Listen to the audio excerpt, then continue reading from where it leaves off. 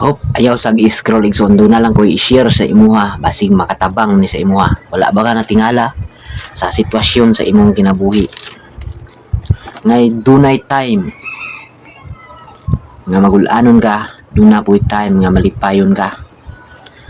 Kay sa kini kabiblikal nga pulong igsuon nga atong makita sa Ecclesiastes 3 versikulo 4 nagingon ang iyang pulong.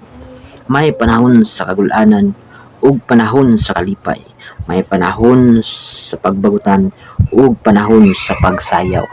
So, kung nalibog ka sa dagan sa imong kinabuhi karon, nalibog ka sa sitwasyon sa imong kinabuhi karon, nga magul-anon ka, ayaw nagkatingala igsuon kay biblikal kana siya nga nagapanghitabo sa atoang kinabuhi. Dunay time nga magul-anon ta, dunay time nga malipayon ta, dunay time nga abunansya ang dagan sa atong sitwasyon, duna puy time nga pitos ang dagan sa atoang sitwasyon. Ang importante nang dira igsuon dili ka mawad-an og paglaom nga mosalig sa atong labaw nga makagagahom.